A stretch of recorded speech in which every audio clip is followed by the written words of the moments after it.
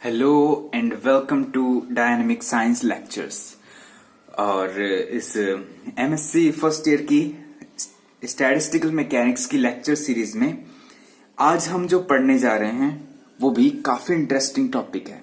ठीक है, और सबसे पहले मैं टॉपिक का नाम लिख देता हूं, वो है सिमेट्री ऑफ वेव फंक्शंस।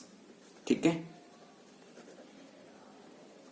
अब देखो आज का जो लेक्चर है वो बेस्ड है एक प्रॉब्लम के ऊपर। प्रॉब्लम कह दो या फिर एक कुछ भी कह दो, कोई अनआंसर्ड क्वेश्चन। ठीक है, जो लास्ट लेक्चर में हमने अनआंसर्ड छोड़ दिया था।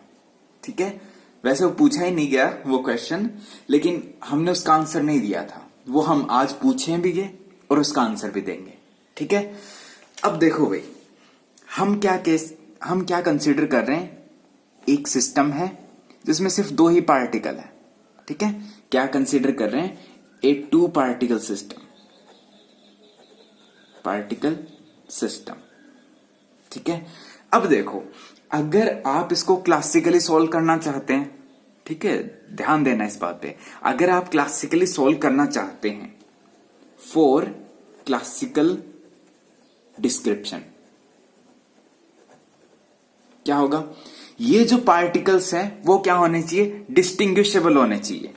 पार्टिकल्स शुड बी डिस्टिंग्विशेबल, या फिर कह सकते हो उनके जो वेव फंक्शन है, कह सकते हो wave function should not be overlap. ठीक है, उनके जो वेव फंक्शन है वो ओवरलैप नहीं करने चाहिए। ठीक है, अगर ये वाला केस है, ठीक है, तब क्या है, इसका जो इस पूरे सिस्टम का जो टोटल वेव फंक्शन है वो आप इस तरह से लिख सकते हो, psi12 equals to psi a1। ठीक है, हम मान लेते हैं पार्टिकल 1 है वो स्टेट ए में है, और वैसे जो पार्टिकल 2 है वो है आपका स्टेट बी के अंदर। ठीक है, अब देखो, अब इंटरेस्टिंग बात है, अगर आप इसको इंटरचेंज करते हो, पार्टिकल को आप इंटरचेंज करते हो, तो सीधा सा है, आप उनको डिस्टिंग्विश कर सकते हो, तो क्या हो जाएगा, एक नया वेव फंक्शन बन जाएगा, या फिर कह सकते हो जो सिस्टम है वो एक नई क्वांटम स्टेट में चला जाएगा। वो हमने बोल दिया साई प्राइम। ठीक है, और वो मान लिया हमने 1 2 इक्वल्स टू साई, वो हो जाएगा आपका A2 इंटू साई B1 हो जाएगा। सही है ना, पार्टिकल 1 है वो तो चला गया आपका बी स्टेट में, और 2 है वो चला गया आपका ए स्टेट में। ठीक है, ये बात हुई हमारी क्लासिकल की, इतना तो हमने बात कर लिया था। ठीक है, अब देखो, अब बात करते हैं फॉर क्वांटम डिस्क्रिप्शन। क्या बात, पार्टिकल्स क्या होते हैं, इनडिस्टिंग्विशेबल होते हैं, इनडिस्टिंग्विशेबल, पहली बात। दूसरी बात क्या है, जो वेव फंक्शन है, उन पार्टिकल्स का जो वेव फंक्शन है वो क्या हो जाता है, ओवरलैप हो जाता है। अब देखो भाई, अब बहुत इंटरेस्टिंग बात आ रही है, पार्टिकल्स का वेव फंक्शन ओवरलैप हो गया, इसका मतलब क्या है कि आप उन पार्टिकल्स को डिस्टिंग्विश भी नहीं कर पा रहे। ठीक है, इतना बात हुआ। अब देखो, मान लीजिए हमने उस सिस्टम का जब आप ये वेव फंक्शन ओवरलैप हो रहे हैं, तब आप उसका वेव फंक्शन लिख रहे हो psi12। ठीक है, ये वेव फंक्शन लिख रहे हो। अब अगर आप इसको इंटरचेंज करते हो, पार्टिकल्स को इंटरचेंज करते हो, तो भैया आपको बाहर से देखने में पता ही नहीं चलेगा कि ये इंटरचेंज हुए कि नहीं हुए। क्यों? क्योंकि आपको उनको डिस्टिंग्विश तो कर नहीं सकते, वेव फंक्शन आपका ओवरलैप हो जा रहा है। ठीक है, तब आप ये नहीं बता सकते कि क्या नहीं बता सकते कि अगर आप इन पार्टिकल्स को इंटरचेंज करोगे तो वेव फंक्शन किस तरह का हो जाएगा। हमें तो भाई कुछ इस तरह का दिखना चाहिए ना, तभी तो हम साफ साफ बता पाएंगे कि मतलब इंटरचेंज करने के बाद ये कुछ हो जा रहा है। ठीक है, हमें ऐसा ही कुछ दिखाना पड़ेगा ना, जैसे हम क्लासिकल के लिए लिखते हैं। ठीक है, अब ये तो बड़ी प्रॉब्लम हो गई कि भाई इस वेव फंक्शन को हम कैसे लिखें। ठीक है, इसके लिए हम क्या करते हैं, इसके लिए हैशटैग लगा के लिखता हूं, we introduce a permutation operator. ठीक है, देखो क्वांटम मैकेनिक्स में ध्यान देना भाई इस बात पे, क्वांटम मैकेनिक्स में कोई भी काम होता है वो ऑपरेटर के थ्रू ही होता है। ठीक है, आपको कुछ भी वैल्यू चाहिए, ठीक है, कुछ भी जानना तो वो एक ऑपरेटर के थ्रू होता है। तो यहां पर हमारे पास एक प्रॉब्लम है, ठीक है, इस प्रॉब्लम को जानने के लिए हम एक ऑपरेटर इंट्रोड्यूस कर रहे हैं जिसका नाम है परम्यूटेशन ऑपरेटर। वो क्या करता है, ठीक है, वो क्या करता है, विच एक्टिंग ऑन ए स्टेट, ठीक है, एक स्टेट पे वो क्या होता है, एक्ट होता है, तो क्या करता है, interchanges all coordinates of particles 1 and 2।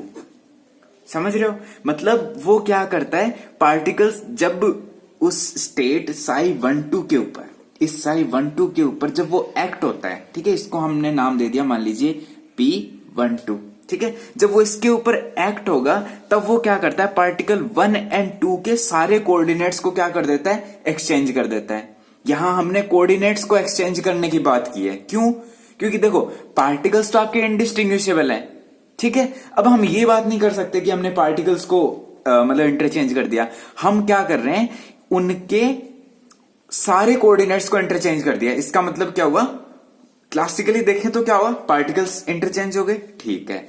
जब ये ऑपरेट होगा तो आपका क्या आ जाएगा, एक वेव फंक्शन आ जाएगा 2 1, ठीक है, इंटरचेंज हो गए।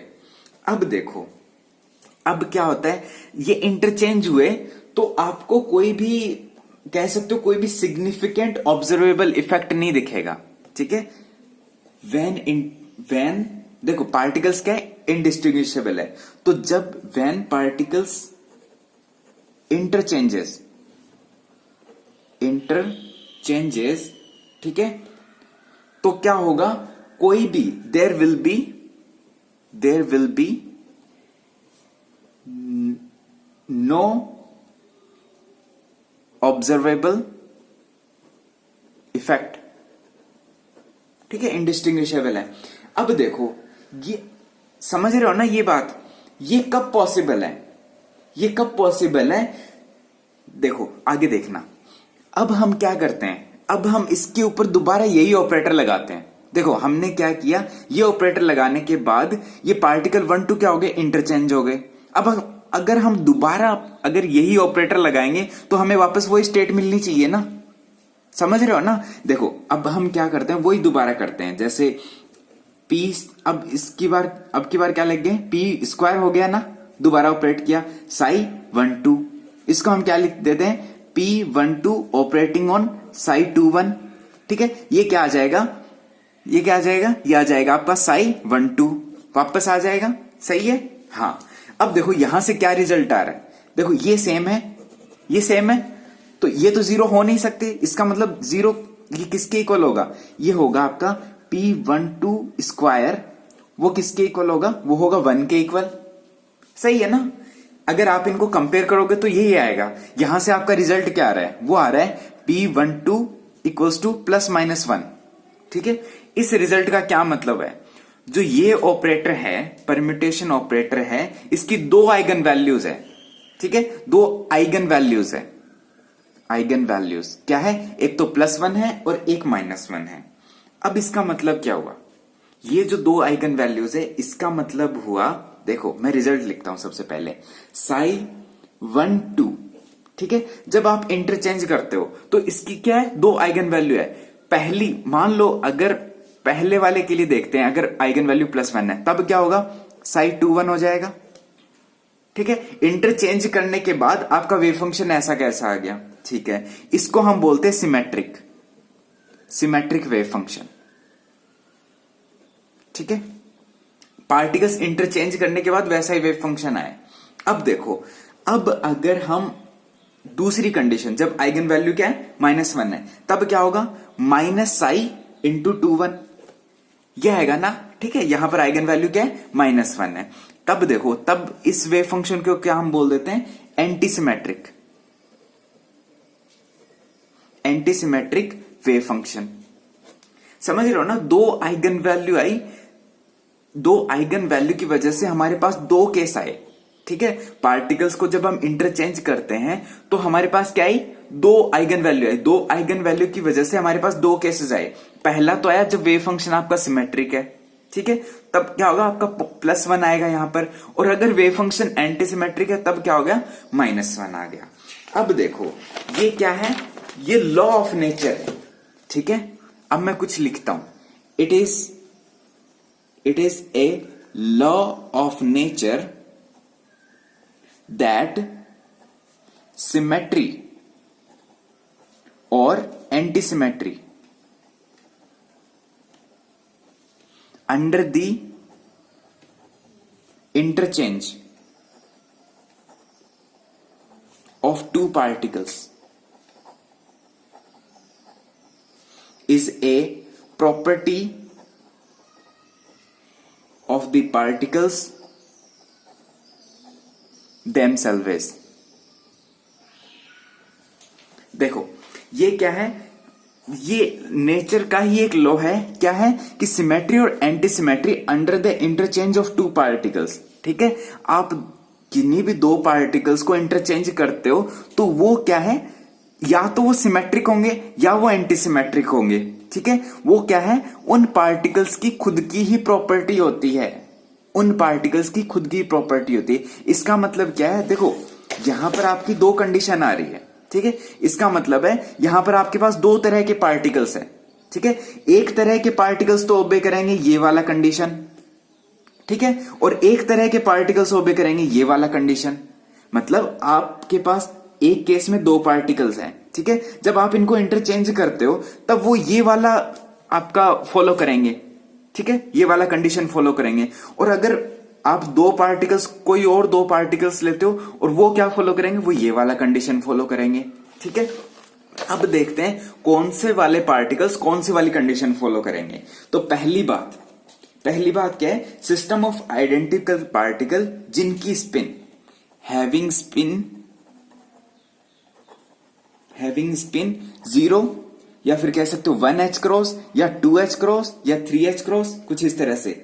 ठीक है, क्या है, इंटीग्रल स्पिन है। ठीक है, हैविंग इंटीग्रल स्पिन, वो क्या होंगे, वो described bye symmetric wave function. ठीक है, अगर पार्टिकल्स जिनका स्पिन क्या हो, इंटीग्रल हो, तब वो किससे डिस्क्राइब किए जाएंगे, वो सिमेट्रिक वेव फंक्शन से डिस्क्राइब किए जाएंगे। ठीक है, दूसरा condition, having spin half integral क्या होंगे, मतलब अगर स्पिन क्या हो 1/2h क्रॉस, h क्रॉस मतलब 3/2h क्रॉस या 5/2h क्रॉस। ठीक है, तब वो क्या फॉलो करेंगे, तब वो क्या किससे डिस्क्राइब होंगे, वो होंगे एंटी सिमेट्रिक। ठीक है भाई, ये चीज क्लियर हो जानी चाहिए आज आपको। ये वैसे तो क्लियर हो जाना चाहिए था आपको क्वांटम मैकेनिक्स में भी, लेकिन ये आपकी दोबारा लौट के आ रहा है, तो आज इसको क्लियर कर लेना। ठीक है, हो गया। अगर उन पार्टिकल्स की स्पिन वो क्या है, इंटीग्रल है, ठीक है, तब तो वो किससे डिस्क्राइब किए जाएंगे, वो होंगे सिमेट्रिक वेव फंक्शन से। अगर हाफ इंटीजर है तब क्या होगा, एंटी सिमेट्रिक वेव फंक्शन से। अब देखो, अब ऐसे पार्टिकल्स, मैं क्या बोले जा रहा हूं, ऐसे पार्टिकल्स, ठीक है, जो किससे, सिमेट्रिक वेव फंक्शन से डिस्क्राइब किए जाएंगे, वो है आपके बोस पार्टिकल्स या फिर कह सकते हो बोसोन। ठीक है, उन पार्टिकल्स को बोला जाता है बोसोन, जिनका क्या होता है, इंटीग्रल स्पिन होता है। ठीक है, और वो क्या ओबे करते हैं, वो ओबे करते हैं आपका बोस आइंस्टाइन स्टैटिक्स। ठीक है, और अगर उन पार्टिकल्स का क्या हो, स्पिन हाफ हो, ठीक है, मतलब हाफ इंटीग्रल स्पिन हो, तब वो क्या ओबे करेंगे, वो पार्टिकल्स होंगे फर्मियंस। ठीक है, और ओबे करेंगे फर्मी डिरैक स्टैटिक्स।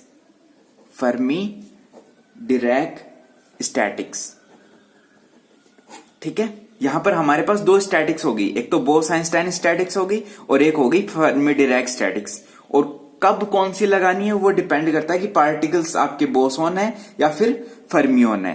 फर्मियोन का मतलब है कि इंटीग्रल हाफ स्पिन होगी, ठीक है, और बोसॉन का मतलब है क्या होगी, वो होगी आपकी इंटीग्रल स्पिन होगी, ठीक है। इतनी बात हुई।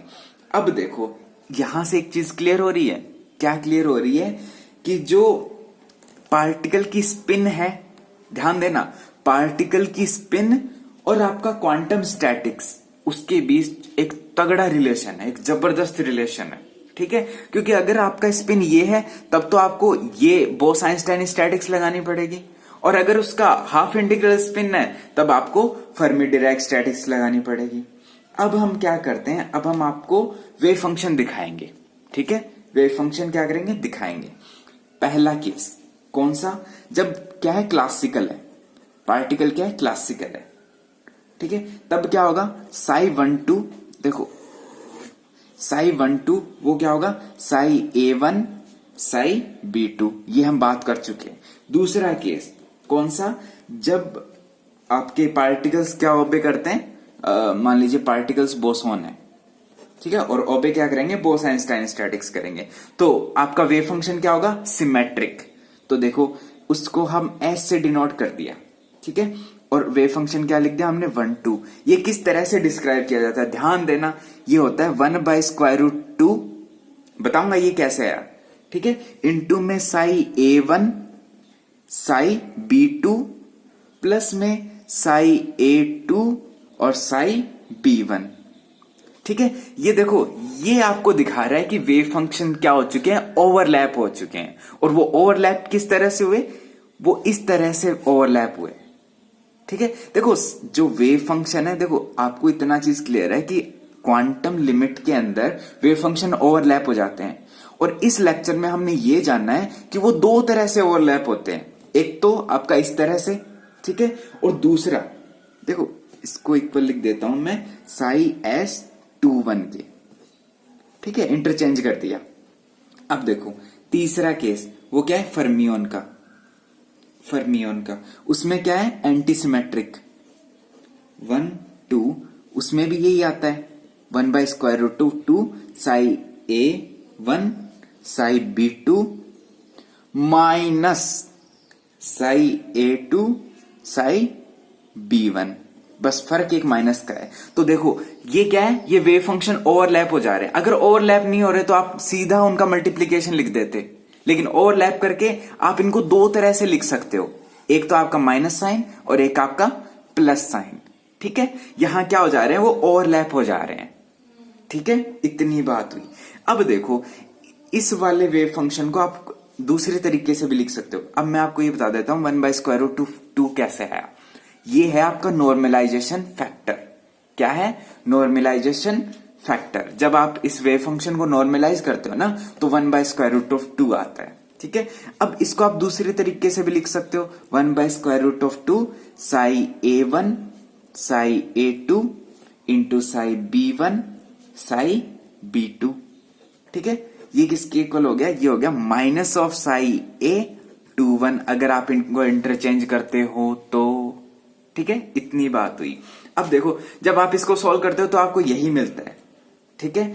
अब देखो ये चीज आपका n पार्टिकल्स के लिए भी ट्रू है, ठीक है। अगर आप n पार्टिकल्स के लिए लिखते हो ना psi-A1 2 3 अप टू n, वो आता है आपका 1/n फैक्टोरियल का 1/2, ठीक है, इनटू में psi-A1 psi-A2 up to psi-AN, ठीक है, और ये आता है psi-B1 psi-B2 up to psi-B3 BN, ठीक है, और ये आता है आपका psi-Z1 psi-Z2 और psi-ZN, ठीक है। इस तरह से हम लिख सकते हैं।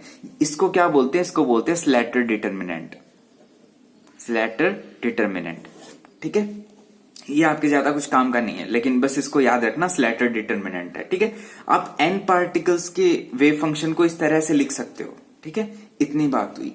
अब मैं आपको एक काम की बात बताने जा रहा हूं, ठीक है, बहुत इंपॉर्टेंट है, बहुत इंपॉर्टेंट है। वो क्या है, पाउली एक्सक्लूजन प्रिंसिपल है। वैसे आपका सिलेबस में नहीं है लेकिन आपको पता होना चाहिए। क्या है? Pauli exclusion principle. वो क्या बोलता है? वो बोलता है टू फर्मियोन्स, में यहां लिखता हूं, two fermions can be, sorry, no two fermions can be in the same quantum state। ठीक है? नो टू फर्मियोन्स, कोई भी दो फर्मियोन्स एक सेम क्वांटम स्टेट के अंदर नहीं हो सकते। वो चीज कहां से क्लियर हो रही है? वो यहां से क्लियर हो रही है। ये क्या है? दो फर्मियोन्स का वेव फंक्शन है ना। ठीक है? अब यहां पर अगर आप A इक्वल्स टू B कर दो, ठीक है, A इक्वल्स टू B करने का मतलब है आपका पार्टिकल 1 भी A स्टेट में है और पार्टिकल B भी A स्टेट में है, या फिर दोनों पार्टिकल B स्टेट में है। उस केस में क्या हो जाएगा? उस केस में मान लीजिए दोनों A में है, तो ये भी A हो गया, ये A है, ये भी A हो गया। उस केस में क्या हो जाएगा? ये कैंसिल हो जाएंगे। मतलब जो वेव फंक्शन है वो क्या हो जाएगा? वैनिश हो जाएगा। वेव फंक्शन का वैल्यू है ना, ये क्या आ जाएगा? 0 हो जाएगा। समझ रहे हो ना ये बात? ठीक है ना? इसका मतलब क्या है? कोई भी दो फर्मियोन्स वो एक सेम क्वांटम स्टेट के अंदर नहीं हो सकते। ठीक है? ये है आपका पाउली एक्सक्लूजन प्रिंसिपल। और इसका मैं आपको एप्लीकेशन बताऊं पाउली एक्सक्लूजन प्रिंसिपल का।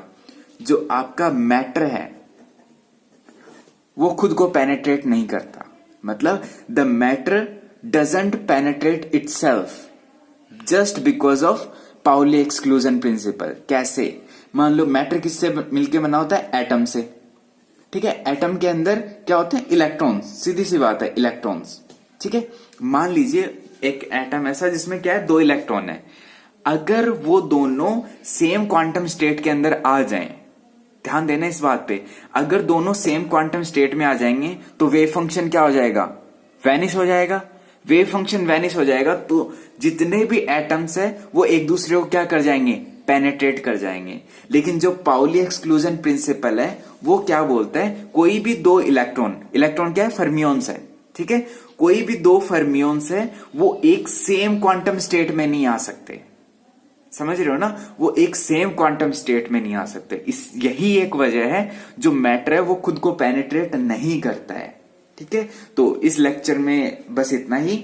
नेक्स्ट में हम पढ़ेंगे effect of symmetry on counting. तो तब तक आप पढ़ते रहिए, खुश रहिए।